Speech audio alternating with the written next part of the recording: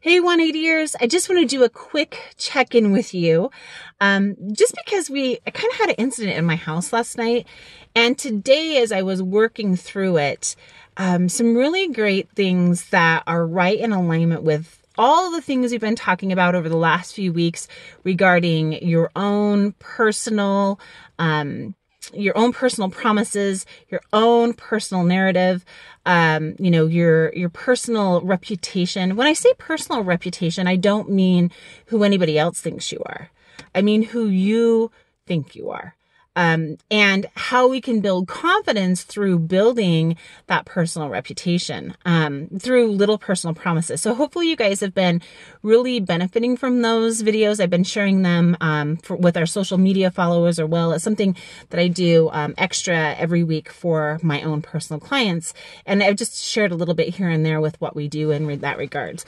But today, because of the incident last night, things that came up were so in alignment with that, I wanted to take just a minute to kind of outline them for you. And it gives a really good illustration of how important and how powerful it is for you if you're serious about reaching your fitness goals, or any other goal in your life for that matter. If you can apply this to every aspect of your life, and I promise you it will make a huge difference.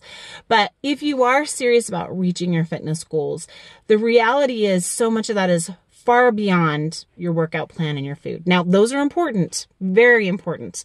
But if your head is not right, if you are constantly sabotaging yourself, if you have a list full of lies that circle in your head that keep you inconsistent, if you have any of that, you're going to have an uphill battle that's beyond just what food do I eat and getting my butt to the gym. Okay.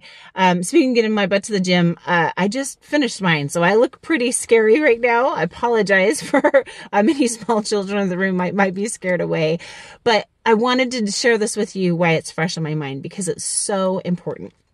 So last night, our little incident was I actually stabbed myself like really, really deep, like nice, deep puncture wound with a big old butcher knife right through the palm of my hand. It's so deep and the wound is so wide that my husband said he was really surprised that I had not actually completely gone all the way through my palm.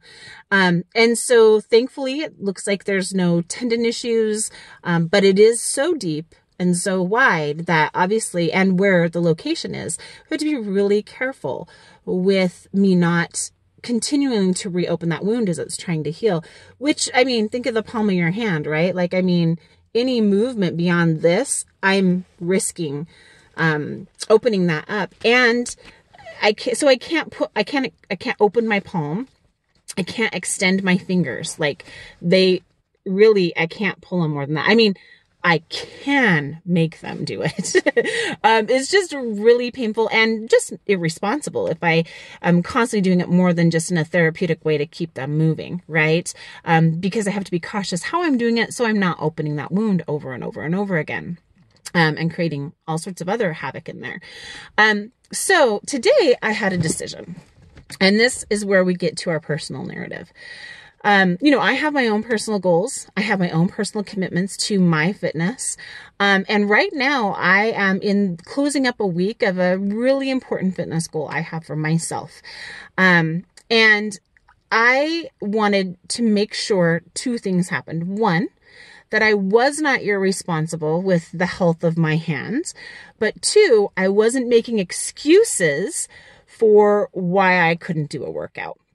See, what happens when things like this come up, if our personal narrative and our personal integrity is not one of a person who overcomes or has the reputation personally inside yourself of I'm a person who follows through with these commitments, maybe you follow through in everything with your kids, but you drop the ball on yourself all the time.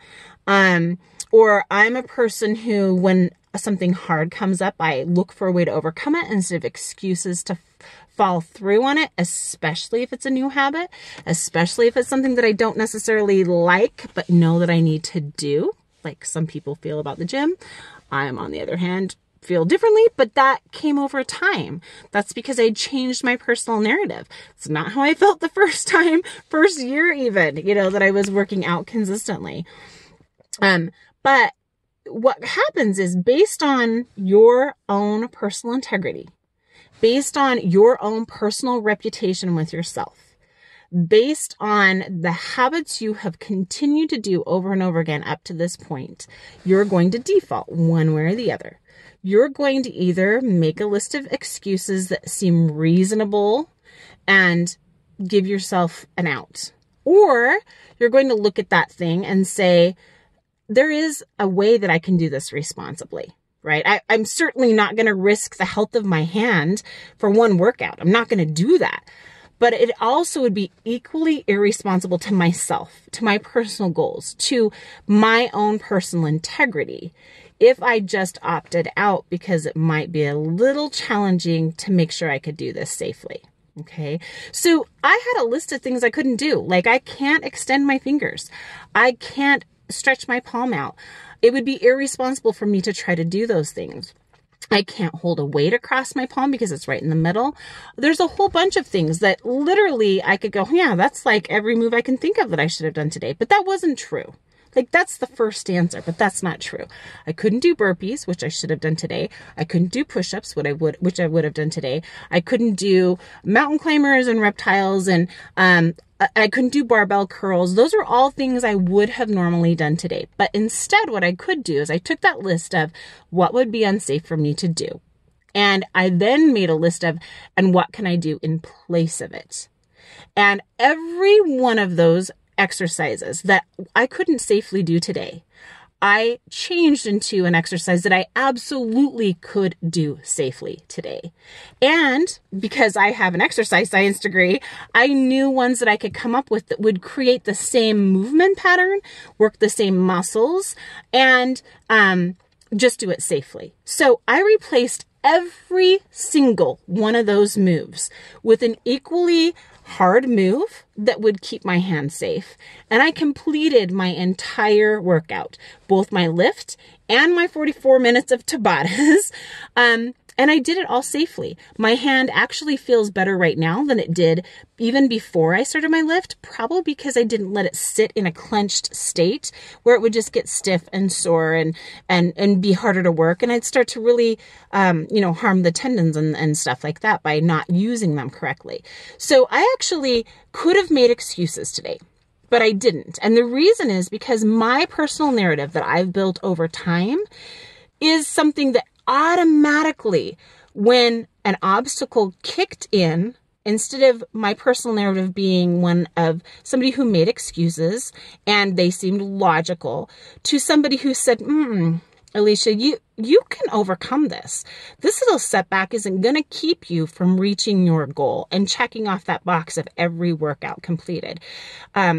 You are smart and you can figure things out and you can overcome hard things like this. So instead of checking out the excuse box, because that's not your personal narrative, let's sit down and figure out, based on the personal narrative of I am a learner, I can overcome hard things, I don't let challenges hold me back, all those things, I was able to come up with a way that I could keep my personal promise to myself while also, in the greater scheme of things, keep myself safe. Right? So I say all this not because it matters about me. I say this because this is what I'm talking about by empowering yourself to reach your goals and live the lifestyle you want by first empowering yourself with a healthy self-narrative, by picking personal promises that you can keep so that you can prove yourself to yourself. And pretty soon, if your personal narrative right now is, I'm somebody who's never been successful in fitness. I'm somebody who gets started and always drops out. I'm somebody who doesn't have enough time to, or gets confused about, or feels overwhelmed, or makes excuses, or when I get home, I'd rather do X, Y, and Z than this. If you're somebody with that personal narrative, but you don't like where it's got you, you have the power to overcome that. Take a time to create those personal promises, one at a time, tiny little personal promises that over time will build it up to where when you have an obstacle, like you freaking stabbed yourself in the hand so bad that your husband thought it was going to come through the other side. The next day, you're not making excuses. You're asking yourself, how can I keep my personal promise to myself in a way that also keeps myself safe? Instead of, well, I guess I can try again tomorrow. Now, it doesn't need to be as dramatic as stabbing yourself in the hand. It doesn't need to be, as big of a thing as, life situations like that. But every time you prove yourself to yourself with little tiny things you've kept consistently, now your narrative all on its own is, I'm a person who can overcome. No longer, I'm a person who always fails when I get here. So you guys, I hope my own little overcoming story and, the years and years of stacking personal promise after personal promise and how it's built my own confidence, my own personal narrative, and my ability to overcome things that come my way, is helpful to you. And I'm going to just leave you with one thing. Ask yourself, if you haven't already, if you haven't followed through with the things I've been sharing with you lately, ask yourself, what is my personal narrative? How can I make myself a promise, a little tiny promise that will help me start reversing that narrative I have in my head so I can start proving myself to myself, stack those like compound interest on top of each other and come out down the road, 15 days, 30 days, 60 days, 90 days, 4 years, 12 years down the road, feeling like I'm a person who can overcome all sorts of things, even if it is a pretty deep flesh wound. All right, you guys, hope my my flesh wounds have been helpful to you, and just being able to see how you can apply these personal promises and how big of an impact they'll make in your life in the future. Looking forward to hearing how your promises are making a difference for you. See you guys.